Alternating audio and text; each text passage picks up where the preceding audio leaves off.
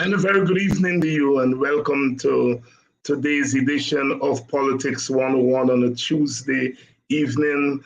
And coming to you, of course, from Guyana. I'm in Buxton, my, as they say in our Buxton battle song, Buxton, my homeland. It's always good to be home. And today, of course, is special International Women's Day. And we're going to have a special program tonight. I think we had some technical difficulties that delayed our start. Um, but we are going to roll. Um, you know, one hopes always that we don't have to have International Women's Day and International Decade of the African People and all these um, special days and special decades and so on. But that's the reality of things. We inherited a world that is full of inequalities and racial inequality, social inequality, gender inequality, and even inequality in terms of geography where one comes from, country and tongue and so on. These are the legacies of our past. And so part of our independence project is really correcting these inequalities. Um, and given the nature of our society, we have spent a lot of time dealing with the question of ethnic and racial inequalities and social inequalities. We are heavily, our conversations dominated by Marxist leftist views that stress social inequality. And we have never really incorporated in a really seamless way the conversation about equality, gender equality. It has been left mainly to women to really advance that conversation, as I understand it. It's over the last, I would say, 40 years or so that conversation has become part of the mainstream.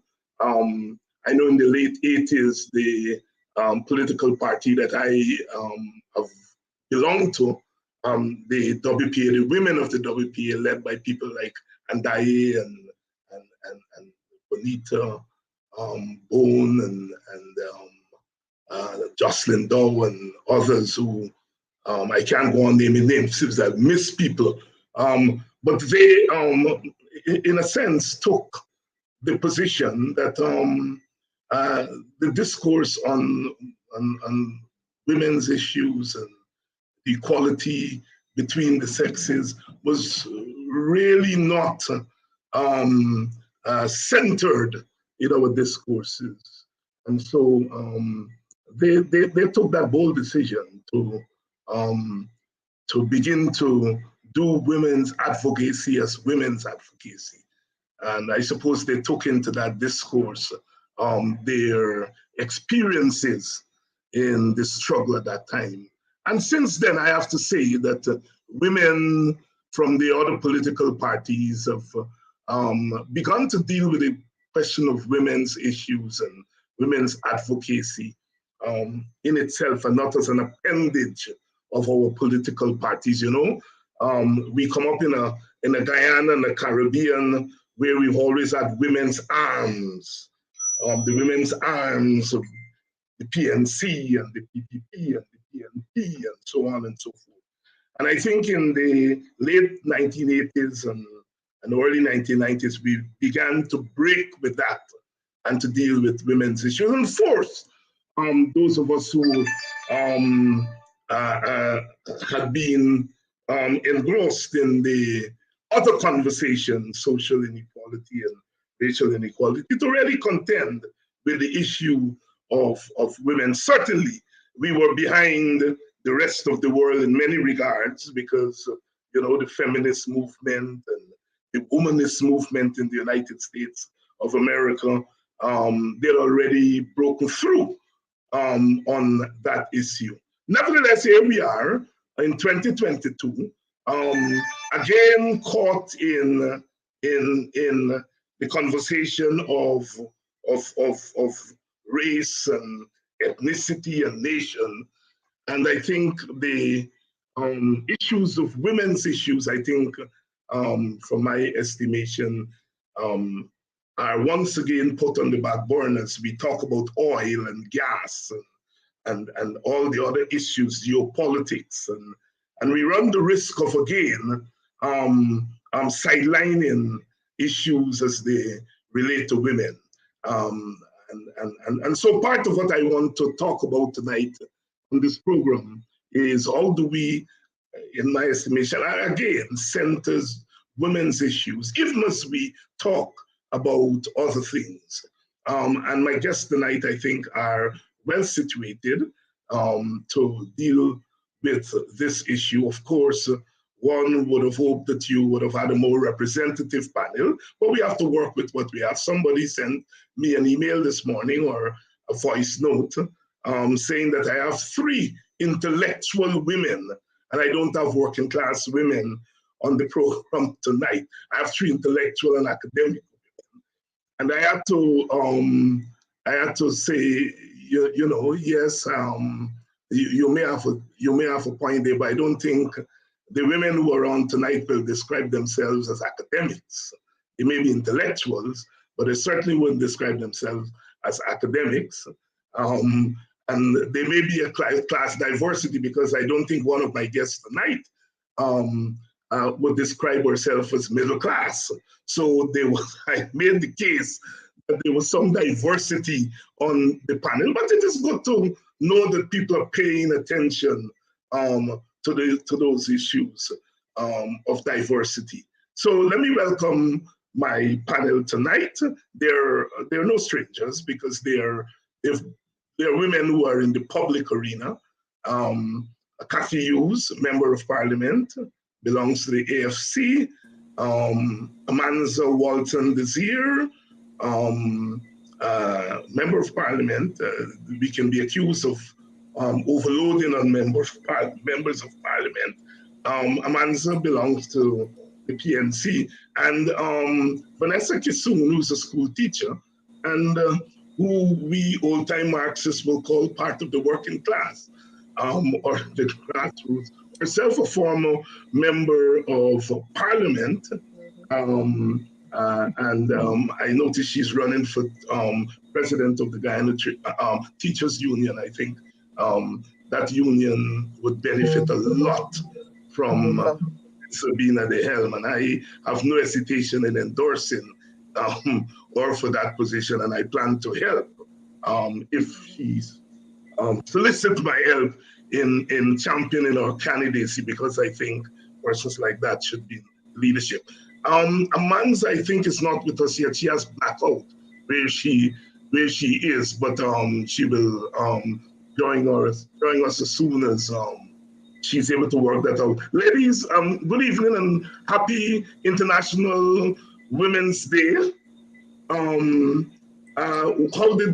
me start with you, Vanessa. How did you spend today? I know you're a teacher, you would have had to be in the classroom, but tell us, how did you spend this day?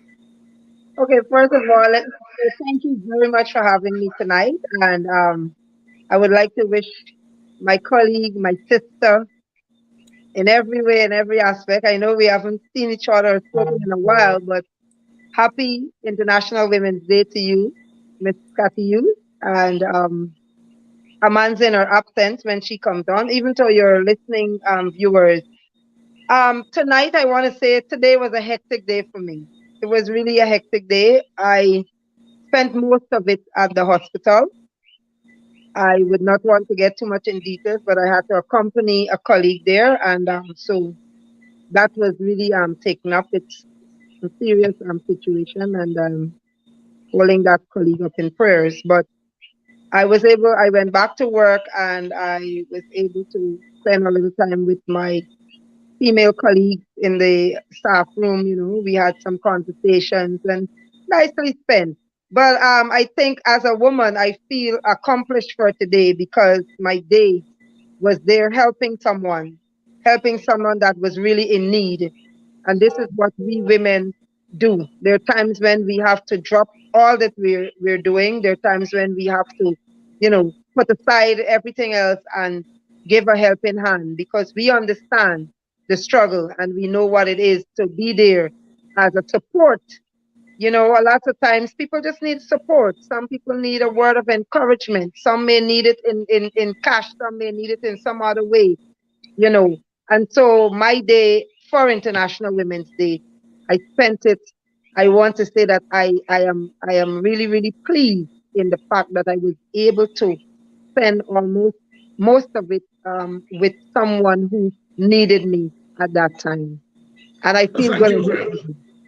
thank you very much, Vanessa, and I hope your colleague, whatever the situation, I hope it improves and Exactly. and as you said, if I can help somebody in need, that is always very important. Often it's left to women to be mothers and grandmothers and surrogate mothers and aunts and caregivers and everything. So here's hoping that your friend, your colleague, is doing better. Kathy, let me bring you in. Sure. How did you spend today? Well, today started with I gave myself about half an hour to listen to the radio and some of the inspirational comments and wishes to women, which really boosted me. And then I had a Zoom call. I had some work. As you know, I work in the advertising, so we had a meeting with a client. And then this afternoon, I dashed off to Mildred's Mansfield club. We have 34 children that we have an after school program with. So I popped in there and checked on the children, the volunteer teachers, got my hugs from the beautiful next generation of young Guyanese that we want to make sure can come out learning to read and write at a minimum and helping them with their homework and stuff. So I had a couple hours there. Then I sat in some traffic and here I am. And it's really wonderful to be with both of you today, especially Vanessa. Vanessa is my partner and I Yeah. miss her. I'm so glad to see her tonight.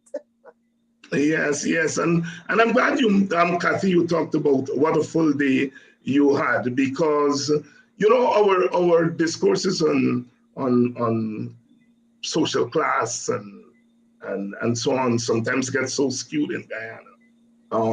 Because you would be considered a middle class woman, and the notion of the middle class woman is that she doesn't work. And I remember when I got into politics in the 1970s, and we began to talk about class. We would talk about the working classes, because I learned from people like Clive Thomas and Walter Rodney and Bayan and Rupert Rupert, right? But what we call middle class are really working women who may be a little bit in terms of opportunities of the others, but they're working women. And so we Absolutely. began to go to working classes. And so I'm so glad that you may go ahead. So, David, you know what it is? Yeah. You have highlighted it has the word women in it. Yeah. And once we name woman, it's Exactly. 10, 15 different hats that we play on any one given day. Yeah. The partner or the husband sick, you turn doctor, you're looking after them.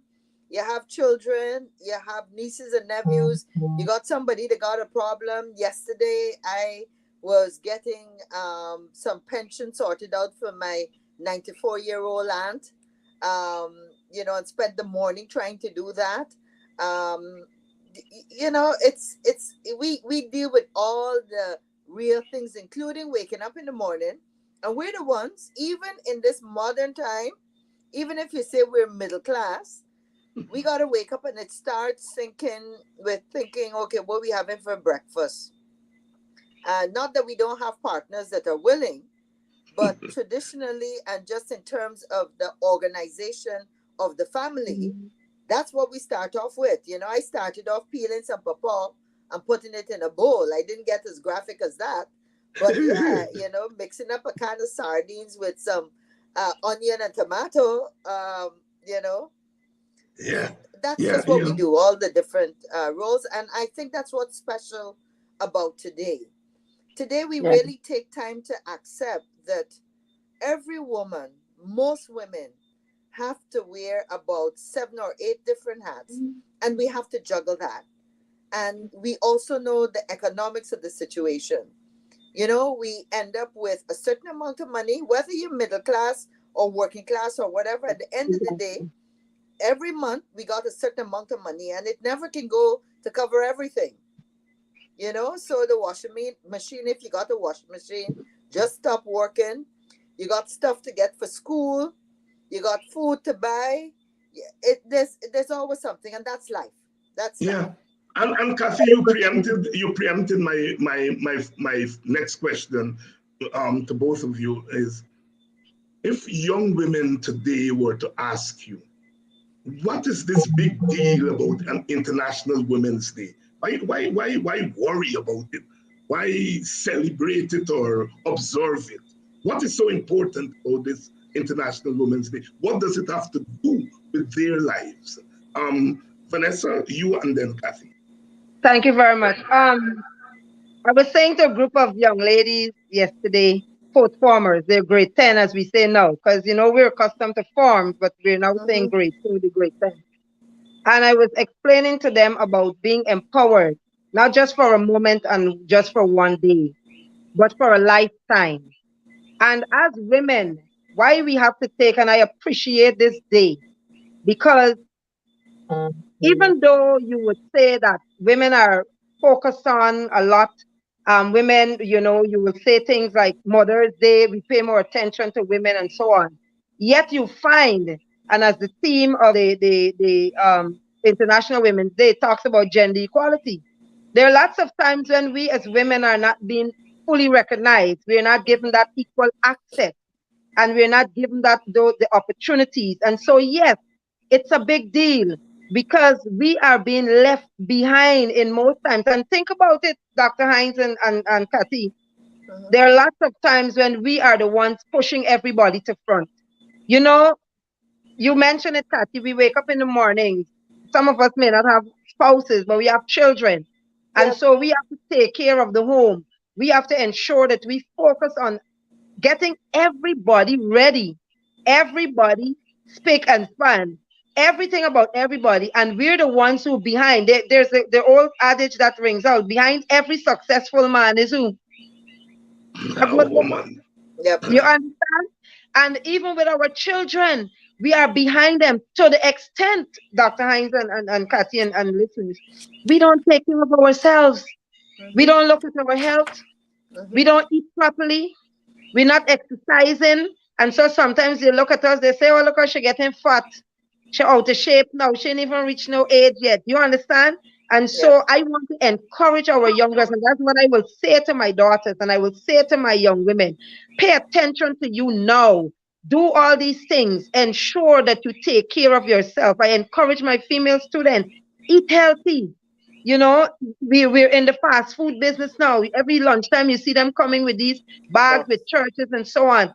It's a big deal because you know what? Many times, us as women, we do not take care of ourselves first. We are always pushing, we're always taking care of everyone else and leaving ourselves behind. And I want them to understand too, because we don't want them growing up thinking that they should not be recognized, that they should not be appreciated, that they should not be loved. And you know, it is a big thing. It is a big deal. We need to understand as women our role. We need to understand and listen. The biggest thing for me is bigging each other up. The Mm-hmm. biggest thing for me is Encouragement. supporting each other as sisters. You know, lots of times we pull each other down. I said this last night, and we need to push each other up. We need to embrace each other, celebrate each other. So today, you know, I combed my daughter here for her to go to school. You know, I kissed her, and you let them know that they're loved. Let them understand, because when they go out there, if they don't experience it and if we don't give it to them, then you know what? They go looking in all the wrong places. And so they end up in all sorts of situations. So I want to say to our young girls, it is a big deal, and we need to take care of ourselves and start empowering. This is my word, empowering our Yep. women and our girls and preparing them for the future. Because even though it was fought for feminist rights and all of that, for equal rights, so many years ago, or Mhm. as we would say, so many moons ago, you find that we're Yeah. still fighting. We Yeah. still don't have equal access. You were saying it in the opening, Dr. Hines. We still here. And so we have a lot more work to do. And yes, it is a big deal. Let's celebrate us. And sometimes it's good to pamper yourself and feel a little pretty. And to Dr. Hines tonight, I put on some of the, not so usual stuff. Yes, me too. Because in these times, we don't bother to put on any makeup because you got a mask on. Exactly. But yes, Vanessa, we made an effort to look pretty too. But Dr. Hines, adding on what Vanessa said, because I think she's given a good foundation.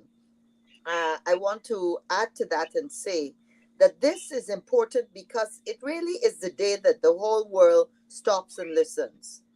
And therefore, Mhm. it's an opportunity for us to raise and highlight the same inequalities that Vanessa has just mentioned. Whether we like it or not, we are 50% of the population. And yet, in so many areas, we're not getting 50% of whatever is being shared.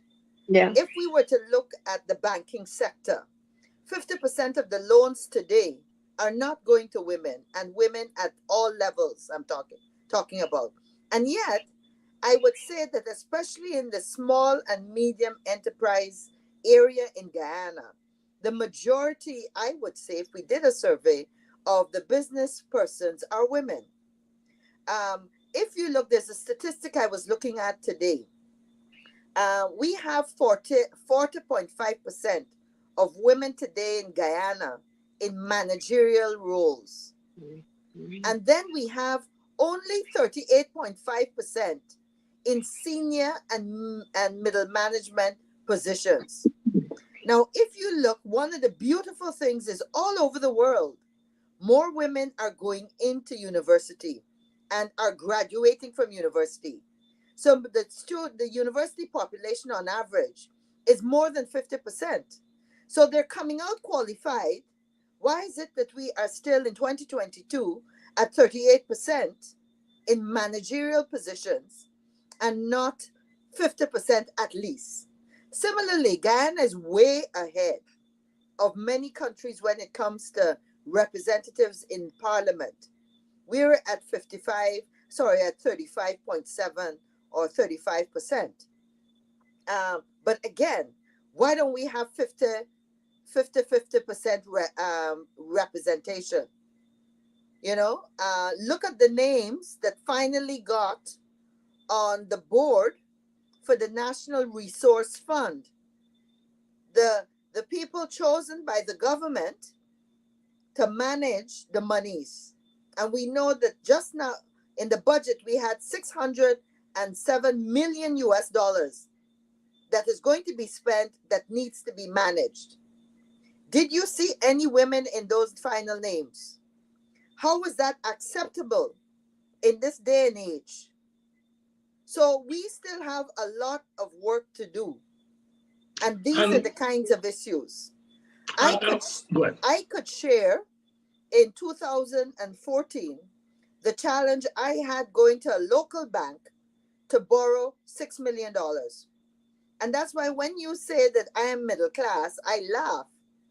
Because to me, if I'm middle class and if I'm carrying a piece of land that's worth three times the value of what I'm asking to borrow, and I am fortunate enough because of my parents to have that asset that I should be able to use to help me and my business, three times the value of what I'm going to borrow. And it took me close to 4 or 5 months to get that $6 million. And I got a lot of male friends that are, oh my God, Kathy, I is going there at the bank, and I go today and tell them I need a 20 million to hold me over for a month. You understand? And I would struggle with my collateral for 4 months to borrow 6 million. And I've Yeah. had situations where they will say, you want to borrow 3 million, you got a project that you want to be able to do and you need some financial resources. You want to borrow 3 million? Well, put 2.5 in a bank, in an account. In which case I say, 90% of the time I say, you know what? I got to make do with what I got. And that is the plight of most women. The sad thing is, imagine if I have a slight advantage because of my parents and what they've been able to bestow on me. I got a jump start. You imagine the amount of women that with great ideas that can't even feature? So that is why this occasion is so important, and we don't take it lightly, as Vanessa has said. Yes, and thank you, Kathy and Vanessa, for those introductory remarks. Because, and Kathy, your example of we had this most important thing of naming people to watch man, our assets, and on both sides they're all men. Yeah. And as if nobody cares. Yep. And even when we listen to our own conversation, and I don't mean offense to anybody because I'm part of that thing too. So we talk about what we've achieved since independence. We talk about bridges, we talk about buildings, we talk about this, and we don't talk about how have we fared in terms of women's empowerment, because part of the legacy of colonialism was really, even as we were oppressed, there was a particular kind of oppression for women. A lot of people don't know that at independence, children born out of wedlock weren't really equal to children who were married. Yeah. And you may say, well, that's discrimination against children. But no, it was discrimination against women. Absolutely. All right? And It's so it's only recently we changed the law. Yes. In the last 10, 15 years. 15 years. And a lot of people don't, because understandably, we're caught up with our race politics and our social class politics and so forth, and don't pay as much attention as we should pay to these issues of gender equality. And so I want to ask you all, what is your estimation as far as our independence? We just celebrated 52 years of Republican status, 56 years as an independent country. How have we fared on this question of women's empowerment? I'm borrowing your term, Vanessa. How have we fared on this issue of women's empowerment? And I'm trying to get here not to talk, not to itemize, but have we centered women in our thoughts about development, in our discourses? How have we done since independence? I'll start with you, Vanessa. Thank you again. I honestly believe that, like I said, we are still not where we want to be with our women and empowering them. Because I believe that even though Kathy is in parliament, and we know we have to have so much amount of women in the parliament, yet still though you will find that when it comes to the helm and to the leadership aspect, the women are not being pushed. In fact, if you're a woman who is seen to be outspoken and you seem to challenge and all of that, you're not being able to get that opportunity. You're being, what we say, sidelined, step back.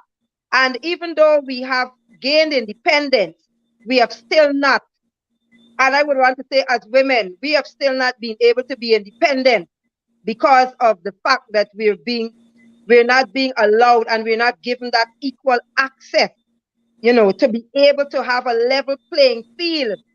And, you will hear things like if we're educating ourselves, we're moving ourselves up, we're going to the university, we're ensuring that we climb the ladder. The same thing, we're in the same classrooms with Yeah. men, we're in the same classrooms, we're doing the same studies, yet still when we're all graduated and all that, we're still not given that equal access Mm-hmm. and that Mm-hmm. opportunity. So for me, I am not seeing the type of women empowerment as you said, Dr. Ives. We're still not getting it even after independence.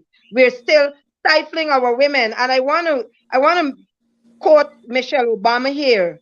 And she said, no country can ever truly flourish if it stifles the potential of its women and deprives itself of the contributions of half of its citizens. Michelle Obama. And so this is what we're still seeing, even after we would have gained independence. We're still seeing that our women are being stifled. And we're still seeing, the true potential of women. We're not being given that opportunity to have the equal access to play the roles in leadership like we can. And on the point of the managing the money, and we know even before time, women in the home as homemakers, as home managers of housewives, we were the ones doing that. We were the ones managing. We were the ones doing the financial aspect. So I believe, and like we said earlier, we still have a lot of work to do. We still have a lot of empowerment to do. And I want to say tonight, we need to start in our classrooms. We need to start the empowerment with our young girls, because if we don't, we will continue to see, and come next year, and come the next year, and come the next year, Dr. Hines, you will have other guests and you'll be asking the same question that you're asking us here Yeah. tonight. Yeah. Kathy, you come in and answer the question. And in your answer, if you can identify, after almost 60 years of independence, the inequalities that Vanessa talked about, what's the source? What's the source? What do you think I, are the underlying reasons for this continued deficit, independence deficit, as I would refer to it? well, I think the fact that we definitely have a culture in Guyana of excluding women in some of the key positions. And again, Vanessa highlighted we manage the money at home. So it's okay to manage the money at home and to budget and not get paid for that work because it's unpaid work. So there's no value given to that. But at a national level, you don't think it's fit enough for me to sit there and at that table and to give you a different perspective on how the money is spent.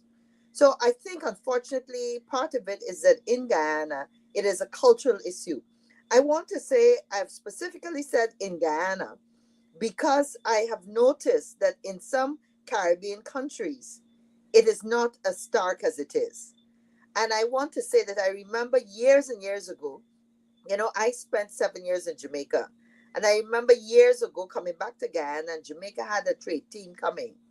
And that trade team was like 90% women. The head of their investment arm was a woman. The head of the banking association at that time was a woman.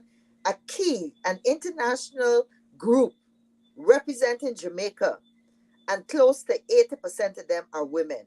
And I remember people in Guyana finding it very strange. I remember a couple male colleagues say, "Oh my God, is all these women coming?" And I thought to myself, imagine, little Jamaica is ahead in that area. So we still have we women in Guyana, Guyanese women, our grandparents, our mothers are the ones that have instilled in us that we have to maintain this struggle. So we talk about it, we push it. My mother said to me, "Kathy, you got to go and get a good education and always make sure you got a job, you got your own money in your pocket because you don't want a man to be dependent on a man." That's how we grew up. So this struggle has been our struggle at all levels of the society. That's the burden women have had to carry. Men have not understood, and they certainly have not put the strategic things in place to ensure that that bias does not take place. And that's why the theme, the fact that we need to end the bias. Again, I will tell you, it was about 10 years ago when I was taking out that same loan that I discovered, because I was asked to sign a piece of paper,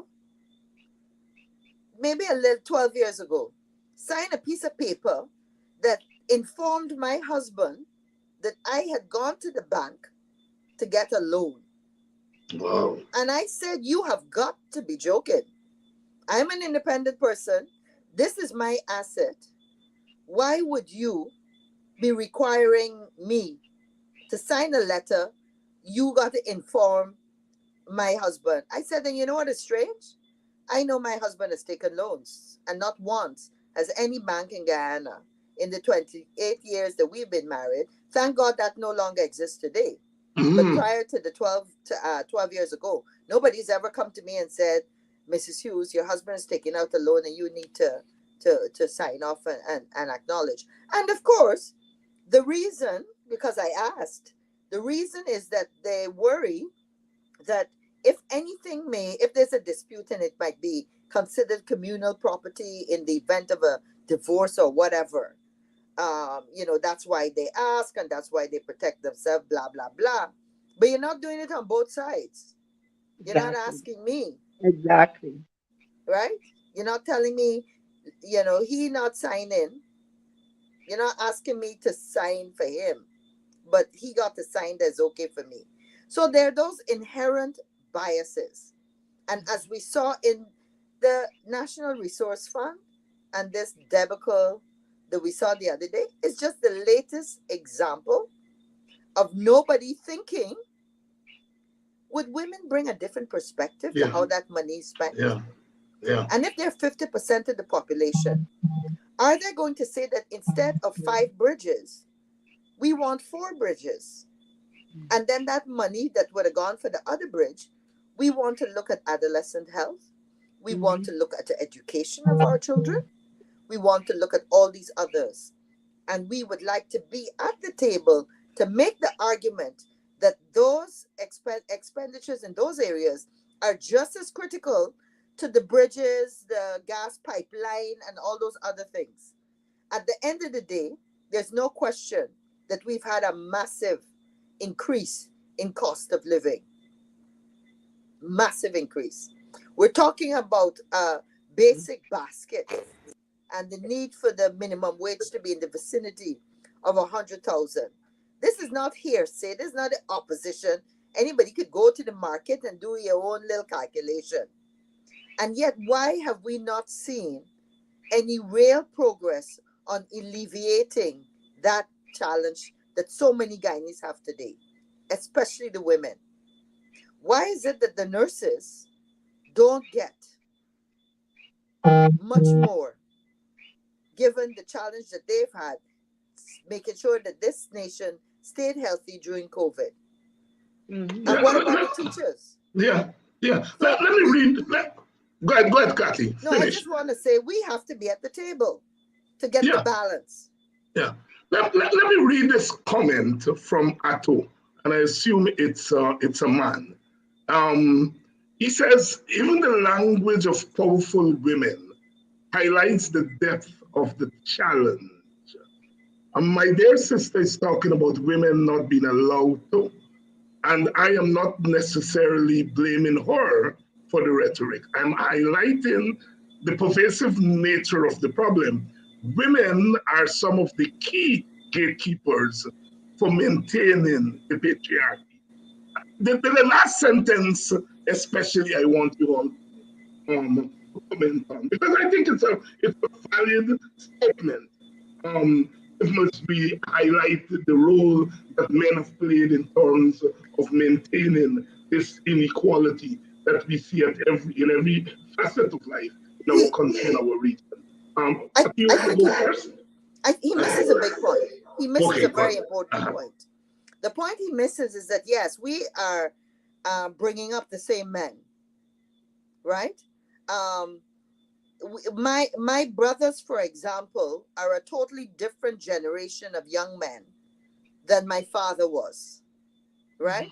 My father they had very specific roles, and my father, if he had to prepare a full meal, would have a challenge. There's some things that he could do well. My brothers could cook better than some of us and are very comfortable in the kitchen. So there's a change.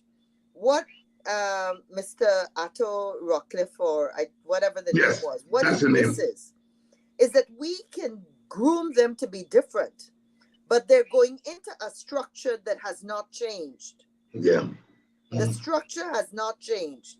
And I could tell you that until you have an awakening and a willingness on the part of the guys that are the gatekeepers of that structure, we're not going to have a change. And that's part of the problem.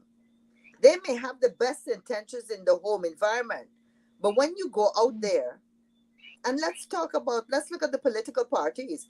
Let's look at Vanessa and all of us that are the ones in the political parties. You reminded us that it's a women's arm. Yeah. Because the arm is just an appendage. It's not the head. And whether you like it or not, at the end of the day, no matter how hard we work, doing all the fundraisers for the political parties, walking the length and breadth of this country, you look at campaign time, you look at the women's contributions to political parties. At the end of the day, we have a challenge because the top positions still always go to the man. And sometimes I will admit it's women themselves that think, well, I kind of prefer Mr. So-and-so than what's your name? There are going to be people that think, oh my gosh, have we ever had a female president of the GTU? Oh Lord, I wonder if it should really go. She would be good at number 2. We are always good at number 2, although we do a lot of the number 1 work. And until we start to open our minds, and I think here of the chancellor that just stepped down in Germany. It's not a matter of capacity. We've outpassed. We've done better at graduating from the same schools in the same positions. In the same careers, we have excelled. I found it interesting that after all the years of female soccer, football in the world, it was only 2 weeks ago that the female soccer board was celebrating that they're now going to be paid the same amount that men are going to be paid. Interesting. That is the reality. And it's not us speaking in a condescending way about ourselves. We know how capable we are. The problem is that most men and the world are not ready for us. That's the harsh reality. Yes. Vanessa, you want to come in on Atto's comment? Yes, and to add to what Kathy said, even dealing with the comment, we groom the men, as you said, we groom our sons, but society sees it and says it different. And Kathy said it. We're always playing number 2. Think about it. Well, you're vying for a position. And we believe, and a lot of us women, we grew up hearing the man is the head of the home. The man is the head. The man is the head. And so that has transitioned even into society where we're growing up, and it's always, and one of the greatest things, and Kathy mentioned it just now, and I said it earlier, even our own women supporting us, each other, that when that time comes, our women, they backpedal and they say, well, I prefer to have a Dr. Hines there than a Kathy or a Vanessa. Because society, that is how we were trained. That is how we were brought up, to believe that the man should hold this certain position. The man is the head. And so in every aspect, we believe that the man should hold that role. And even men, a lot of men, they listen, me want a woman boss me. That's our culture. Yep. That's our culture. So you would have been groomed, but when you get out there into society and think about it, when a man who goes out there to say certain things about his wife and how he, his wife, and he gives this impression that his wife, the society or the men he's around, got this impression that his wife is above him. You know what they call him, right? Dr. Hines, I don't want to say certain words on your show. You know, he's a P word, Yeah. Mhm. You got a woman ruling you? No woman. Yep. And that's the mentality. So it's the mentality that we have to now deal with. And we have to call on our men. Our men must be bold enough, to recognize. It's a few men that do that. How many men today put out on their Facebook pages wishing women a happy International Women's Day, recognizing them for the role that they play and the part and their input into this country, into society, into the home, into their own lives? How many of them? Some of them have the attitude, you know what? Well, they just get nothing Mother's Day. This is, listen, it's the mentality, Dr. Hines. And Yeah. so even though we groom, or I groom my sons, listen, I tell my sons, you want the way you want to be your mother to be treated, and that's the way you should treat women. That's the way you should see women, and you should respect women. You're in a relationship, and you remember Parliament, and your spouse or your partner is not getting the amount of money like you. The insecurity comes in, Yeah. So you earning more than them, and they can't deal with that. That's why some women are being abused because of that insecurity, Dr. Hines. And so men ought to understand that nothing is wrong with having women at the helm. I know you always say sometimes, we women, we mouth and all of this, right? But we are the ones there. We've been doing it. We said it before. Think about it. You and I graduating from the same class. I am the valedictorian. But when we go out there, the guy gets the job in front of me. Yep. Or the guy gets that position in front of me. So we have to, I believe too, we have to think about the mindset, and we have to change those mindsets. And go ahead, Kathy. Yeah, it's David, it's a slow process. And thankfully we are making a change.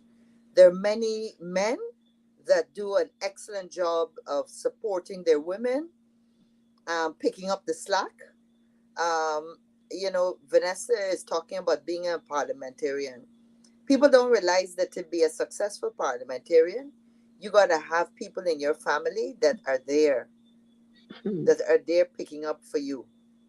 Because when you will leave home at 10 o'clock in the morning and come home at 3 o'clock in the next morning, you need your partner or your extended family or your mother or whoever it is, got to keep that family going together.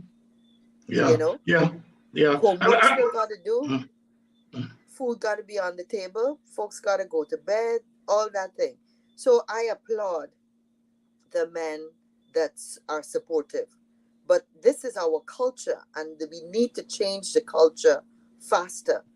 And this is where we have to have a consciousness that we must always have. If they're 50%, yeah, we want 50% of the seat at the table. Yes, and thank you all so much. And in case the audience is wondering why Amanz is not on, she has blackout where she is, and it's beyond our control. But our two sisters are really filling in for her quite admirably, I'm sure you would say. I want to read something from somebody for two reasons. This is Armia Johnson. The old timers would know that name. Yep, the younger people wouldn't know that name. A stalwart. A stalwart of the People's National Congress and by extension Guyana. And she's saying there, the act for the removal of discrimination against children born out of wedlock was passed in Parliament as follows. Act number 12 of 1983, 38 years ago. The Children Born Out of Wedlock Removal of Discrimination Act 1983, the act was assented to by LFS Burnham, president, on the 18th of August 1980. So that's some fact there by Ormi, and she obviously has it at her fingertips because she would have been quite pivotal in pushing that kind of legislation. But I want to say something about Ormia as I introduce the next question. I remember, as you all are aware, in the 1970s and the 1980s, the WPA and the PNC were at each other's throat. I mean, history of that has really not been written and talked about, but really at each other's throat. And I remember in the 80s, the late 80s, going into the 90s, that an initiative between the women of the WPA and Ormia Johnson, I remember hearing Andai and them talking about Ormia, and that they were bridging the gap across political differences. Now, we historians, political historians, we talk about the PNC and WPA burying the hatchet when they formed the APNU. But I get into that era myself, forgetting that the women of the two parties had done that long before in the late 1980s, or may be able to tell me the exact year. And of course, it went under the radar. Nobody paid attention because they were women, and it wasn't the men. The leaders of the party were coming together with women. But that detente between these two warring parties actually took place first among the women, and Ormia was very much part of that.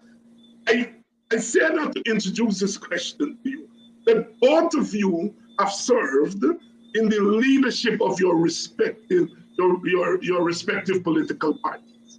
And there is no other important institution in our country as far as pushing change is concerned than the political party.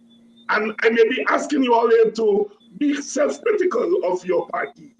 And I'm not pushing you. But do you think that our political parties have done enough to center the issue of women's empowerment beyond the form? I'm talking about the essence, beyond the legislation. Because as both of you have been saying all night, this thing is cultural. Do you think our political parties have led the way in terms of a culture shift in the way we dealt with women and women's issue? And I leave it to you, right? And don't be afraid to be critical of your own party. I will deal with the men who would say you are carrying tales from school. Vanessa, go ahead. And I'm saying Vanessa, go ahead, because I think you would have a lot to say about this, given your own experiences. But anyway, I can't talk for you.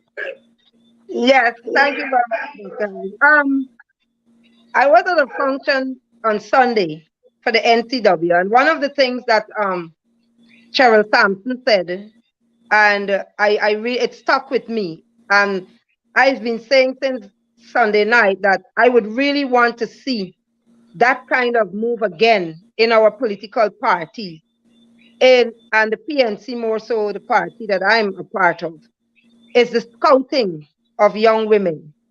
And I got the impression from Miss Sampson Sunday night that those women like Ormia Johnson and Viola Burnham and all the others were not afraid to bring women and to bring young girls on board.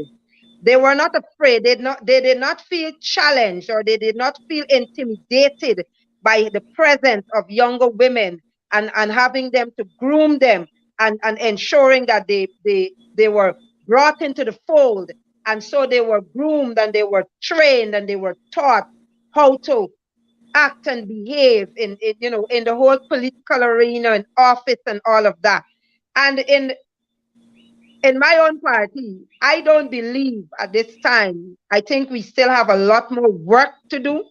Lots of times we go out there saying that, yes, we're going to be inclusive. Yes, we're going to do this. Yes, we're going to do that. But when it comes to in-house, it is not being done. It is just being said outside. And so we need a lot more, and we need to see a lot more, because young women, and even like myself, you know my story. I don't want to go in depth. Everyone knows what happened to Miss Kitoon. And one of the things, though, I want to say is that as a woman and as women, I want to encourage my women out there. Never let these things break you, because we have to keep fighting, and we have to keep ensuring. We have to call a spade a spade. I'm a part of the People's National Congress Reform, and I will continue to call a spade a spade. But I still believe that we have a lot more work to do where it comes to our women and where it comes to pushing our women to the top. Because if you notice, again, even in the leadership, I know recently we had our chairperson in a woman of Miss Valda Ann Lawrence, you know, but the last Congress there, all the persons nominated were men, and those who I know Comrade Lawrence declined, you know, but there is still this, I don't know, but we still have this stifling, in my humble opinion, because even though and I thank my colleagues, their comrades in the party who I know love me, who've been reaching out to me all through the years, you know, and giving me that strength and that encouragement. We still have issues within. And of course, Dr. Hines, of course, Kathy, my sister, and listening, I will not spill as a politician. You know, I will not go in depth of all, but I can say to you tonight that there is room for change. There is room for improvement, and we need to continue to work, and we need to continue. And I like what Michelle Obama says. We cannot stifle the potential of our women, because when we do that, and think about it. Now we stifle our women. We keep them back. We don't want them at the top. We just want them at number 2, or some cases not even number 2. They got to go way down. But yet still, when the struggle is called, when you want the soldiers and the boots on the ground, as we said the other day, it is the women. And then, and I have an issue with that, because you see us then, it gives us the impression that you see us only as to go out there and to behave a certain way, and to, you know, go on how how we say in local terms, behave bad or whatever the case might be. But when it comes to the decision making and those important positions, we stifle, and we don't. We prefer to have our women as secretaries and deputies and so on. So I think that even in my party, I am still, and I still have hope. I would want to see, like Cheryl, comrade, my sister Sampson said, I want to see that scouting again, Dr. Hines. I want to see where young women, and you're not just, another issue I have, you just take young people and you put them in positions without training them. It's not a good thing that we do. And we need to train them. Our women especially. I know the PNC is working, and I know that there's change coming, because I must say that from Sunday night, I've seen that, and I want to applaud the women, but I would like the men of the party also to come on board with that and to encourage our women. I know someone may want to come sometime, Dr. Hines, to say something different, but like I said, I have to be astute in answering your question. But we still have a far way to go, and I believe if the change is seen very much in the political party and in the political arena, then it will filter down to the other aspects of our society. Very well said, very well said. And before I bring Kathy in, I just want to say that I too belong to a political party. And I know the women of the party will tell us very clearly, our preeminent leader, Walter Rodney, was weak on gender issue. They would say that very clearly. Yep. And they weren't saying it to downplay is important, but they were just making a statement of fact that, as Andai would say, the only male feminist in our party was Brianna. All the rest of you all, man, on the women's question.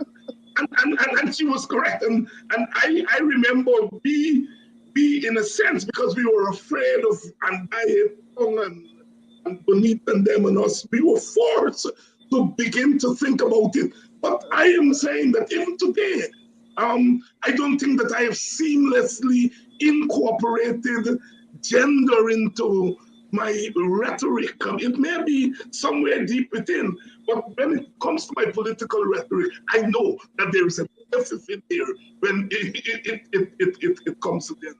So no, I mean, you are quite right in terms of being critical. But Kathy, you come in. Yeah. I wanna first of all thank Ermia for giving us that in-depth information, because I didn't have it at hand. So it's good to know that it was passed, a long time ago. I want to give you the credit of David, Dr. Hines, of admitting that it just is not in your, has not been in your day-to-day, the gender sensitivity that is required has just been missing. And again, as I said, it's a culture. I would say that in the party that I am part of, the Alliance for Change, I could never, and I gather from what Vanessa is saying, that it's a very similar situation, that we are encouraged to join, we are encouraged to participate. I could never say that the men in the AFC haven't tried to build you up, but there's one fact that we have to look at. The AFC was started in 2005, and it is now 2021, which is roughly 17 years. And in those 17 years, we've never had a leader that is female. You have just mentioned that in the WPA, we did not have, regardless of those superiorly capable women, and I mean none of us, I can't stand up to the quality of woman experience, education, out of the box thinking, development specialists that you found in people like Andai, Jocelyn Dow, Karen, all of them. And yet you admit that we've never seen them at the helm. I don't recall, I would love to be corrected, but I do not recall a woman heading, and here I'm not talking about number two, the leader of the political party. I don't know if the PNC ever had a female leader. The number one position. No. I thought not. Yeah. So we don't need to say anything else, do we? Right. Yes. And so I judging from the comments here, our discussion tonight is really well taken by the people in the audience, especially the women in the audience. And we've critiqued this situation.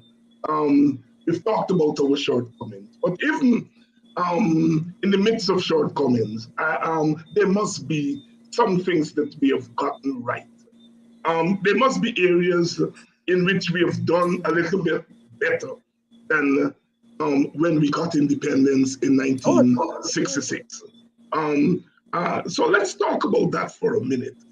In spite or despite all the barriers that still remain, that women have been able to at least survive the assault and are still on the front lines.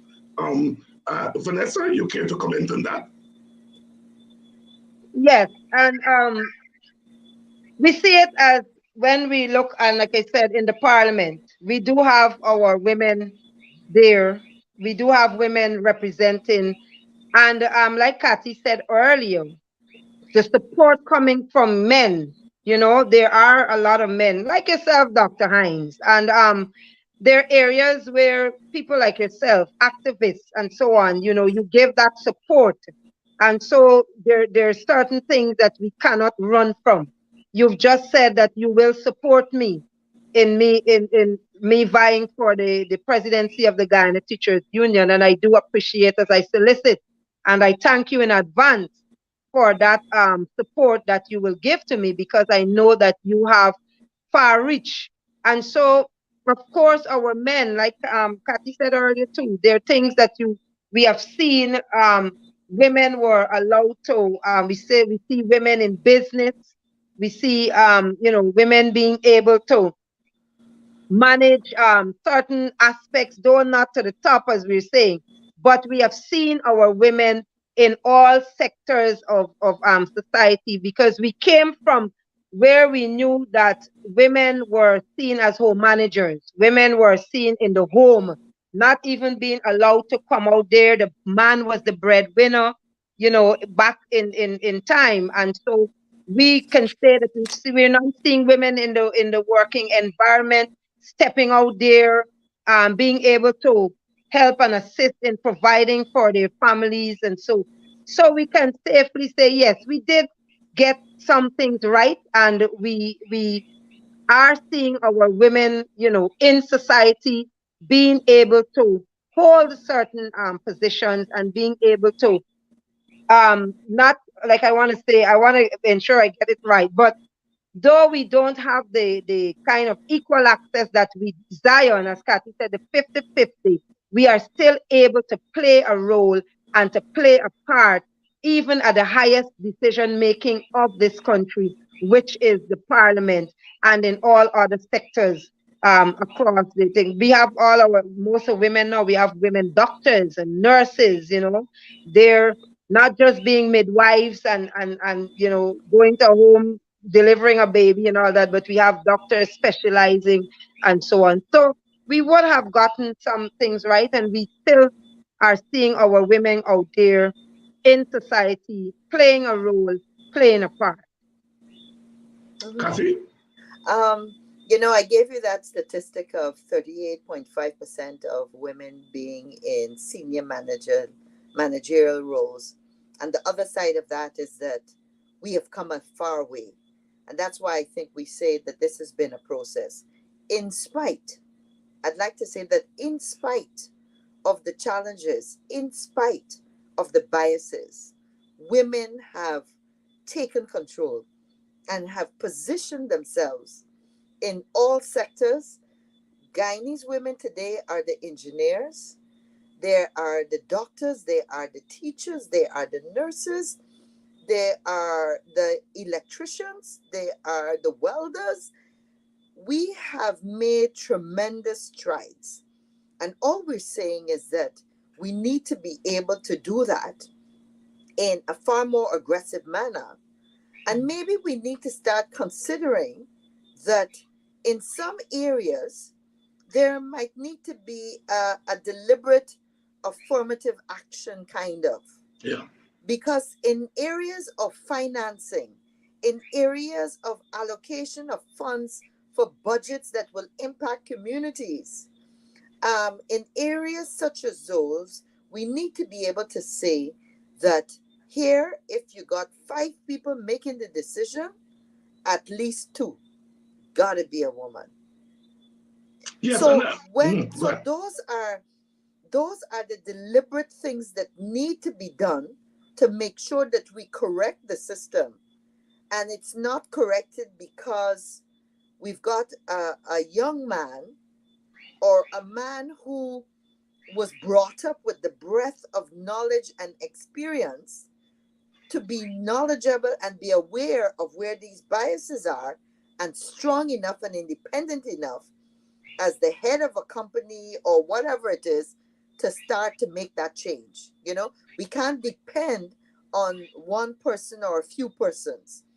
I am happy that in most of the large businesses, the large companies in Guyana today, when you look at the board of directors, they all have female representation. So we headed in the right place, but there are some deliberate things, some aggressive things we may need to put in place to make sure it is more balanced and we get there faster. And I'm Dr. glad you just raised. Go ahead, Vanessa. And based on what Kathy said, I remember when Mr. Solomon was regional chairman and I was member of parliament, one of the things at the council that they would have passed would have been that with all the contracts that were given, they had to have, I can't remember the percentage, but you had to have a percentage of females from the community on working on those projects and being a part of those contracts. So yes, those are some of the things, and like Kathy said, aggressive going after those sort of implementation. And I'm so glad that Kathy, you went there, and Vanessa, you supported affirmative action for women. Because if you listen to our conversation and all, we're talking about local content, and we know what local content means, who that would benefit. We're talking about every other thing, but we're not talking about how women would fit into this new oil economy, or women will benefit. One doesn't, I don't have this statistic, but just from going across Guyana and looking at small business people, going to any market, look along the street, look who are the people getting into business, and this is across race and class, right? It's women. So if you're talking about local content, it seems to me the heart of that has to be, how does this local content benefit women? Because women are at the forefront of entrepreneurship. We don't acknowledge it as a society, but it's there. Even when Kathy, you would know this. Even when a woman owns a business, they say it's your husband's business. Yeah. It's not she own, right? But I'm a village man. And so in the village, everybody know everybody's story. And you know that it's no man own the business, and the woman owns your own business. So I'm so glad that you raised this question of affirmative action, because I think it is something that needs to enter the conversation. And I hope, Kathy, that you will use your influence as a parliamentarian to put that issue on the table at the highest level. Because I think, as we have been saying all night, there's a kind of blindness that we have when it comes to these issues of women. And even when we see it, we still see it. Vanessa, you're a teacher, and you mentioned earlier that formal education is important in breaking down some of these barriers and so forth. Tell us how, as our education system, can help to deal with this question of gender equality. Okay, thank you again. Yes, well, first of all, I'm teaching at a high school. And one of the things I've been saying to my young people, especially the girls, because most times you will find that the females get into arts, they go into a lot of the business stream, they go into science, and you will find back then tech. We have the tech stream. Now we're having the art streams were seen as, not really the type of stream you want to go into. A science. Everybody thinks science is it, and business, But now I encourage my female students to get involved even in the tech stream, where you're doing engineering, where you're doing, they are doing electricity, all these other different areas they're getting involved in. And so when we are educating our young girls, we have to take them away from that one dimension, and have them now, you open their mind and have them to be able to enter into different streams and not just see them. Because when you talk about home economics, we're having males now entering to do the food and nutrition and the management. What we're not having them doing is the textiles, clothing, and fashion. And these are all areas. But as an educator, and I want to say this, even with our parents, to encourage, lots of times too, Dr. Hines, One of the things we're having the problems with is that parents want children to become what they want them to become. And so you will find that, which in some cases it might not be a bad thing, because a family of business and they might want their children to go into the business stream because you have to now take over this business when, you know, the older ones pass on and so on. But we have to encourage them also, remove them from that one dimension thinking and have them explore other areas and avenues.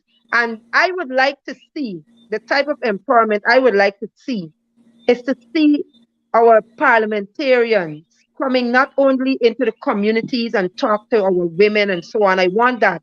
Let them understand the whole issue of gas and oil and gas and what's the benefits and how they can get involved. But let's start within the schools. Let us get into the school system. It is okay for the teacher to do it. It is okay for a teacher to talk about it. But when we see our MPs, and at this time, we're not talking just opposition MPs. I'm talking about crossing the divide. We have to work together. This is Guyana.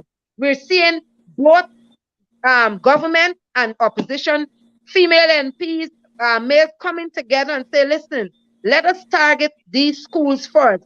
Let us split up. So while this said go to that region and let them come into the schools. So the children at the same time, they're not only being educated on oil and gas and how it can benefit and what areas they can go into and all of that. They're seeing their representatives. They're seeing the people, they're learning names, they're seeing faces. It can go so much because remember, the physical presence will make a real big difference. And I would love to see Ministry of Education collaborating with the Parliament, with GTU. Let's work this thing, because if we don't, I will say this every time on any program I go, if we don't pull ourselves and our act together, and me running as president for the GTU, I am prepared to work with all stakeholders to ensure that we see this change, because we say it in schools, we tell our children, education is the key to success. But if we are not doing a wide scope and say move from the one dimension, just classroom teachers and so on, let the leaders, let the representatives, let them come into our schools, into the classrooms, talk to our children. The third formers, I always say, those are the students. They're the ones who are now going into the field to choose which stream they will head into. We have to target them there, talk to them, let us empower them, let them know what is out there, so that when we're ready, we don't have to go all over for experts. We have our experts coming right out of Guyana. And because you know what? We would have empowered them, we would have educated them, and we keep going and we keep ensuring that we keep them up to date, that we ensure that they know what is happening, what is oil and gas, what are we talking about, how we'll benefit, and all this sort of thing. So that is where I believe we need to start, and that is the type of change, Dr. Hines, I would like to see. Because our schools, we need that type of input coming from the top, coming a collaboration of all stakeholders, the business people. Let us do that and empower our young people, and they will make wise decisions. They will head up, and like I said, we won't have to go looking all over for experts. We will produce them. Then when we finish with them here, we send them to qualify themselves further. We give them scholarships. It matters not their color, their size, their whatever, the family, political background. Those things mustn't matter at that time when we are going, because at the end of the day, we are one people, one nation with one destiny. One destiny. And Kathy, I know you are doing work quietly and not so quietly on the ground in communities. I know Nigel is also doing work, business, education. But you were Minister of Telecommunications, which is the future. All right. And as we talk about gender issues, talk us through how the intersection of telecommunications and the age of technology, the intersection between that and this gender issue that we've been talking about all night. I'm glad you asked that, because when I became Minister of Public Telecommunications, and as you could imagine, I was required to travel, especially in the Caribbean. We were developing a single ICT space. And so I would interact with a lot of ministers with responsibility for telecoms and telecommunications and ICT. And you would be surprised to know that in 2016, it was rare. There was no other female minister with that portfolio in the Caribbean. I'm happy to say that 2 years ago, 3 years ago, Jamaica got one, and then also so did Barbados. But all the other ICT and telecoms ministers were always men. And I found that in many parts of Europe also, if you did a check. So it's sad. It's sad again in 2018 that it's such it's not the norm. And that's where I think Vanessa also touched on it, that we are the ones, our curriculum, our educational system has to be far more direct. We have to produce, first of all, we have to expose our young people, our students, to a range of non-traditional areas of work. It can't be the same usual, oh, I want to be a doctor, I want to be a lawyer, because that's not what the world needs today.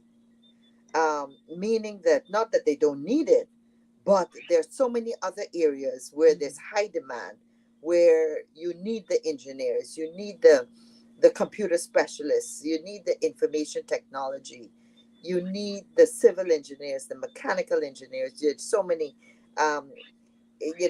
artificial intelligence. There are all these new areas.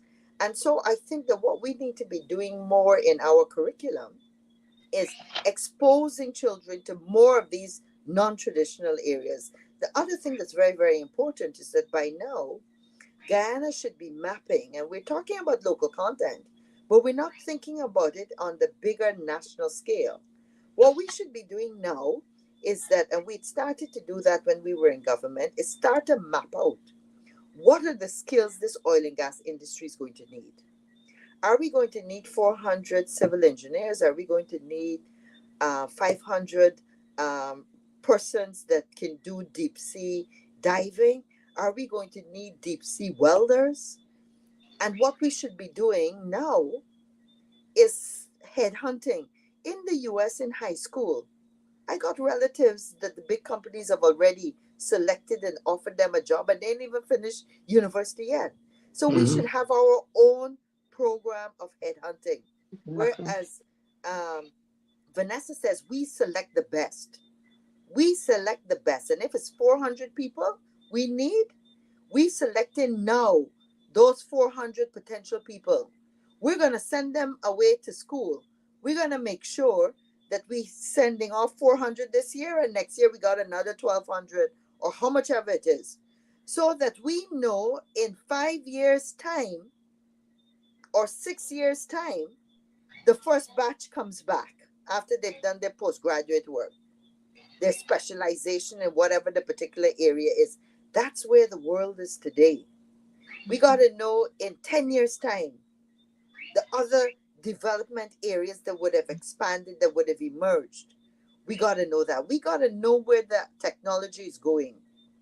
Today's world, they are making fake, artificial hamburger patties.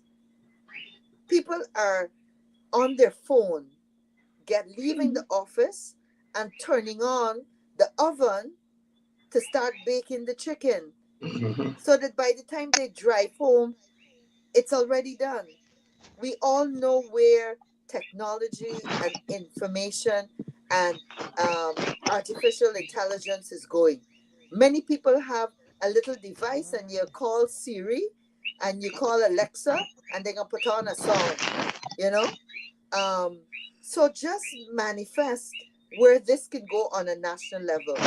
We have not done enough work on what the skills are that we're going to need for agriculture, for all these different industries. Agriculture today needs to be sold to young people in a totally different way. It is not going into a field and cutting cane. It ain't going in with a fork and digging up a plot of land and young people saying I ain't interested in them. That's what my great grandfather did. I ain't doing them. Everything is mechanized now. There's hydroponics. There's so many other areas. And I feel that we're not exposing our children enough to the whole breadth of what is there. Lastly, we have a problem in Guyana in terms of how we teach mathematics. Whether we like it or not, mathematics is the foundation of several of the science subjects, several of the thinking that you require for STEM. And so we have to start teaching maths in a different way so more of our children are competent and comfortable doing maths, that they love maths. The one lessons I had to get when I was doing my exams was maths, because I hated maths. And if you look at it, most people don't like maths. The other problem too is that there's a gender bias when it comes to maths, right? We women are structured differently. I can get it if you sit down with me and you may have to tell me 3-4 times, but then I can get it. But a teacher in the classroom gonna do it once. Yeah. And some of the alert guys, because of the way they're programmed, whatever it is, they get it the second time.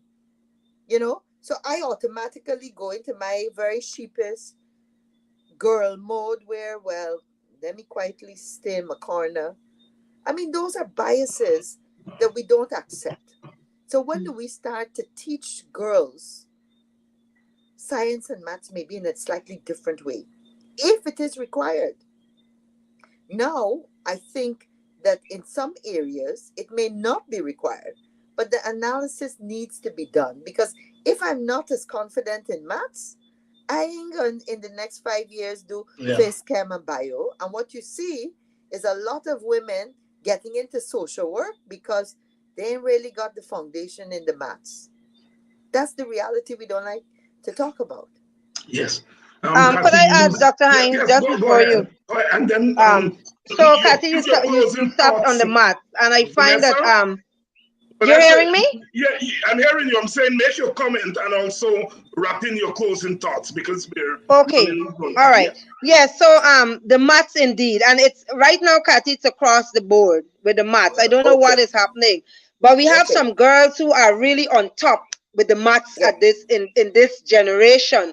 One of the things I would like to see, though, because you would know for CXE, maths and English, they're compulsory subjects. All right? Everybody got to write maths and English. And so one of the other things, though, because of where the world is going, and also, I would like to see information technology being a compulsory subject, where you have every child given that opportunity to write information technology as they're given with maths and English. And even from the Form 1, when they come in grade 7, they should be equipped with a laptop, whatever, device that the teacher would recommend. And so we have them there, because that too is also important in this time that we're in and the age of technology. And so one of the things I want to say to us, if we recognize that as we're talking about women in leadership and position, President Biden's nominee for the Supreme Court is Judge, I think it's Gitanji. I don't know. I would Brown Jackson. I hope I'm pronouncing her name correctly. And so, these are some of the things that we need to, look at, and some of, even in our own country, we need to start promoting more of our women in, as we said. I want to encourage us all. And Dr. Hines, thank you very much for your support as a man. I know people like yourself. I know Mark Benchcop. I can say Lincoln Lewis, Mr. Sharma Solomon, and we have a whole host of other men. I know that Mr. Hughes, your husband, Mr. Hughes, these are men who've been behind women, supporting. You guys have been, holding us up, giving us encouragement. You've never left us off your shows, Dr. Hines, whatever topics and issues. You have been there encouraging women. I know it's still in your little psyche there, as you said, that whole thinking. But the fact that you recognize and you have been involving women and you've been reaching out, we can say that there's some amount of change even in your own attitude. And what we would want to see you now doing is to being more aggressive and assertive in having it pushed, especially at the political level. And not feel intimidated when we speak, not feel intimidated when we enter a room. Because sometimes when women enter room and with our own, when we wear our suits and heels and so on, and we enter the room, the look alone, Dr. Hines, will send a little shiver to your spine and say, I wonder what this one soon coming with now today. Because our facial expression and all of that. But we women, we mean good. We mean good. We love our country. We want to see Guyana grow. We want to see our women folk, being given that equal access and that gender equality. We want to break the bias. We are here to break the bias. We're starting that. We're breaking the bias. Like Kathy said earlier, my sister, she said she gave the numbers and the percentage, and that's what we want to see. We want to see those percentage go up. We want to see it rise, all right? And we want to see the empowerment start from our girls. We see the murders. Oh my, the woman that was murdered, the pregnant woman in January there. That's so sad. Pregnant, stabbed to death, Loretta Simon. Condolences to her family. I don't know how many years it will take for them to, get over such a brutal act, And one of the things I think we need to do, I know Mr. Solomon, through football, they had a program called Man Up. I really would want to see where young men were empowered and they were educated and how to appreciate women. You need to understand us. You need to be able to understand how we're made and how we're made up and what are our limitations, what are our strengths, our weaknesses. And I believe when that starts to happen, and I think the absence of fathers in the home is also another aspect. It's so much that we have to do to fill all these gaps and be able to break the bias and to have the real gender equality that we all seek and desire. And so one of the things I want to say though, and to my sisters out there, happy International Women's Day night. For those of you who I know had a hectic day, you weren't even able to pamper yourself. We still love you. We love your input. The security guards are out there in the night.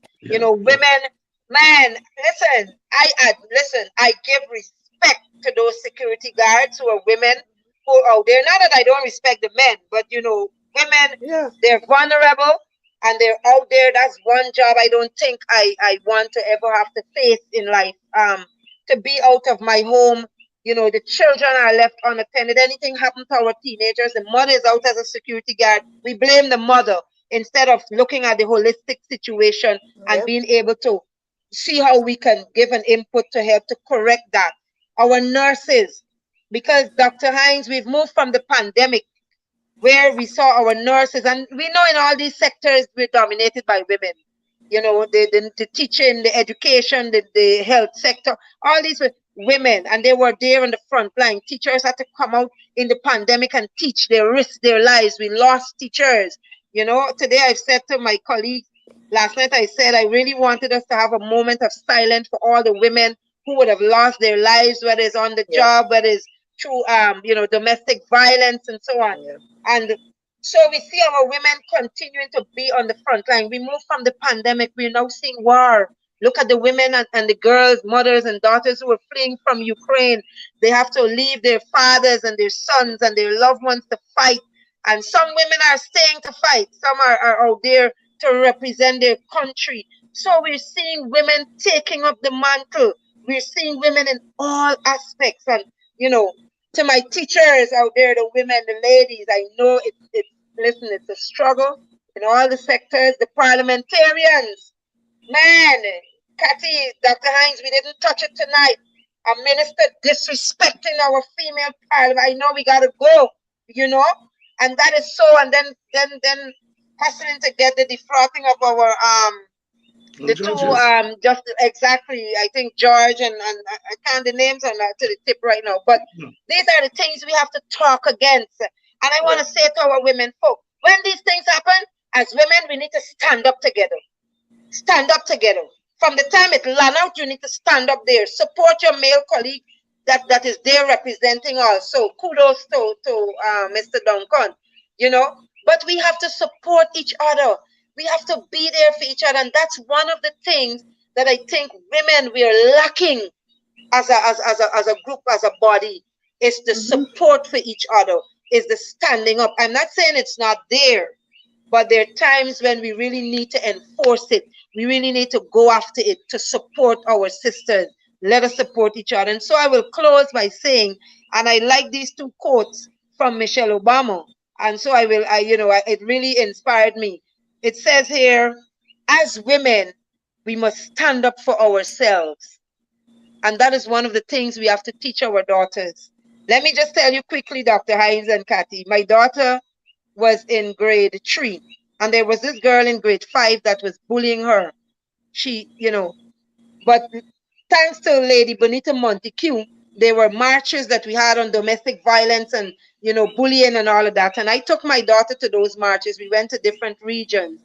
And one Friday, my daughter came home and she said, you know what, Mommy? You're going to have to come at my school on Monday because this bullying thing has to stop. And I jumped, And the Monday when I got there to the school, the deputy said to me, she said, your daughter came to me and she said, and this is a female deputy and HM, and she explained what was happening. But my daughter felt, she said, your daughter, like she thought I didn't handle the matter with the type of urgency. So, but what my daughter did, she went to the deputy first. And then after she didn't get that kind of, reaction she was looking for and urgency, she went to the higher level. She went to the HM and she lodged her complaint. And the parent and the girl came and the matter was settled. This is the type of empowerment we need to have our daughters. And we need they need to be able to stand up for themselves. So as women, we must stand up for ourselves. As women, we must stand up for each other. Yeah. When our sisters are they're going through domestic violence, they come and they tell you the husband beating them.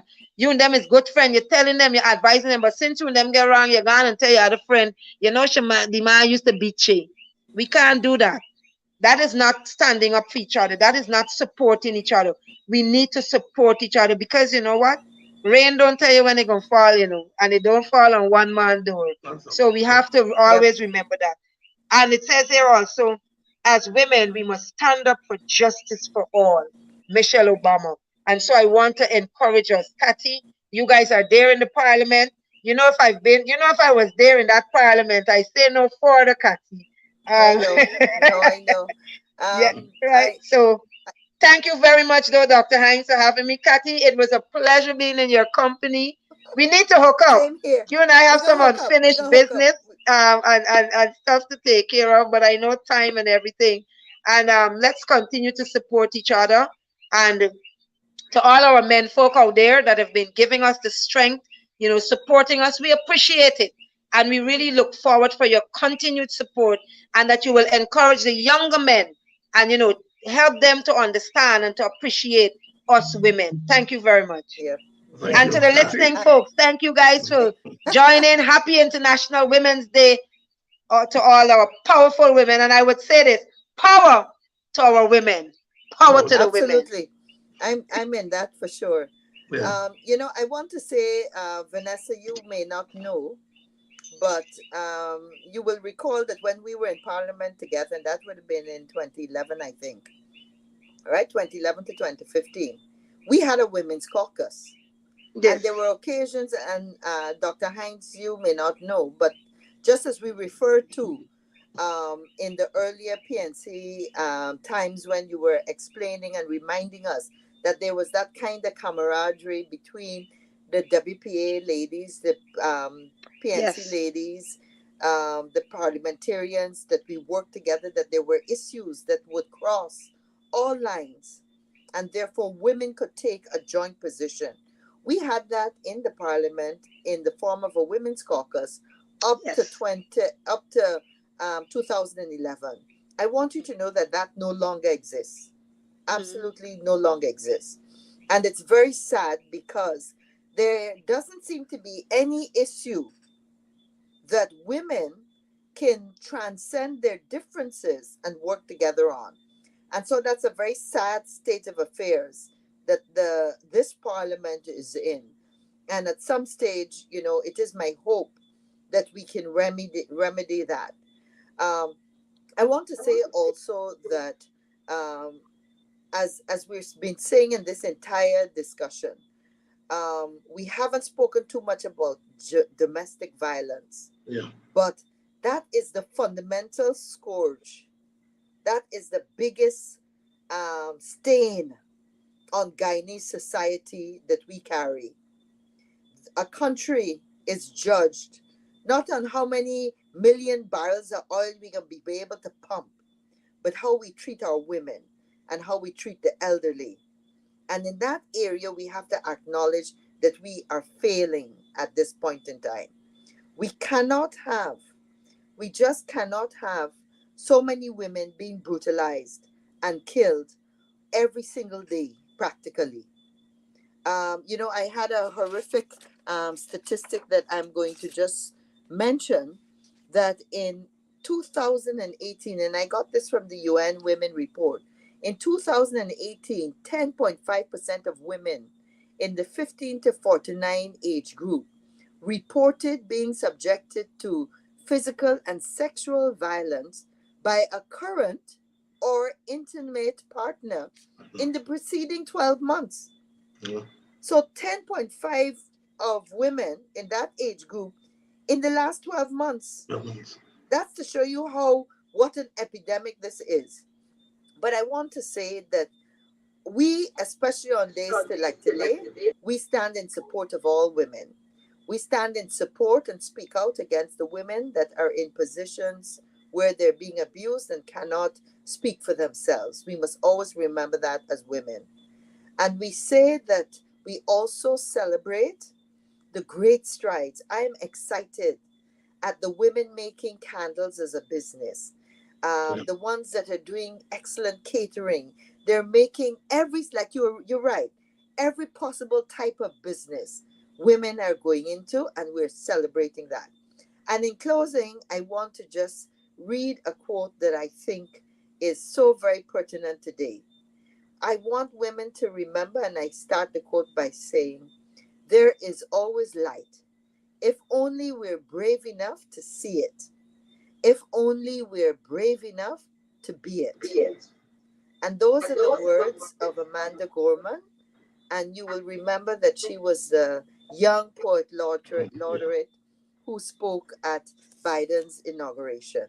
Yeah. So every single woman, don't worry about the challenges. Look how far we've come. We got further to go, and we will make it. We are succeeding. We must be the light in this society. Thank you very much, Doc.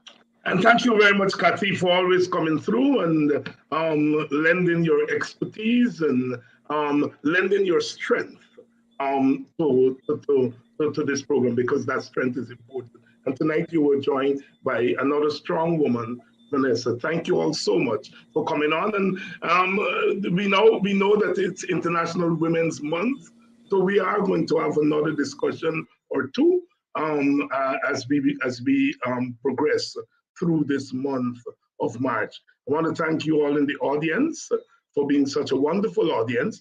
I recognize F4 Strong from my village. I'm sure it's her.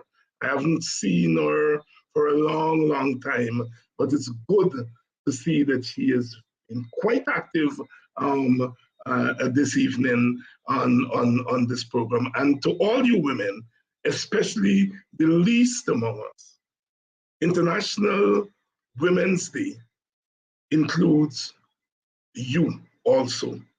It's also about you. You may not have the opportunities like some of your colleagues, but it's also about you, the poor and the powerless women who, in most cases, don't have a voice to speak up for yourself.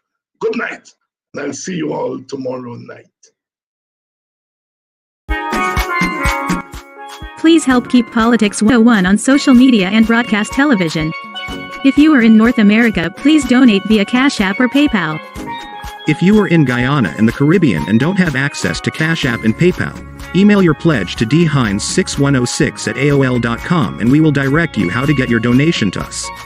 Thank you in advance for your donation.